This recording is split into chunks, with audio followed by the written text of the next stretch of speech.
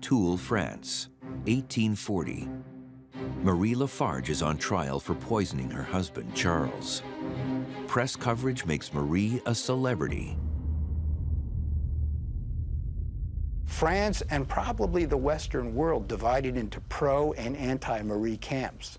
And she played it up with her histrionic gestures and trying to look ladylike, but this was a trial.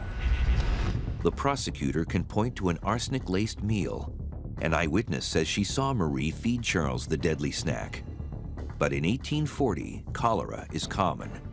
Lafarge's symptoms fit that diagnosis perfectly. All the circumstances and witnesses, stories, everything pointed to Marie as the culprit. But at that point, there was no method to actually prove that arsenic was present in the body of Mr. Lafarge. That's what they thought.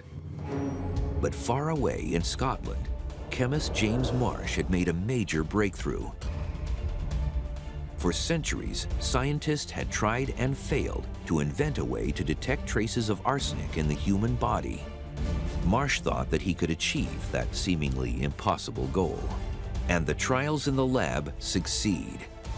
The test makes waves in the scientific community. And word of the Marsh test reaches France. The court wonders if this new method can show whether Marie murdered Charles. To have credibility, the experiment has to occur with all eyes upon it. No one has ever done a test for poison in court. People back then were not very believing of the science. Remember, science was relatively new at that stage. So what you had to do was be able to show people the evidence. To give you an idea of how primitive things were, for a period of time, they just kept the stomach in a desk drawer. We're not talking great chain of evidence here. The chemists add acid to a sample of the lining. A gas forms. The gas passes through a tube and over a flame. If there's arsenic in the gas, it should form a metallic coating on the glass. Mesmerized, onlookers stare, waiting for results.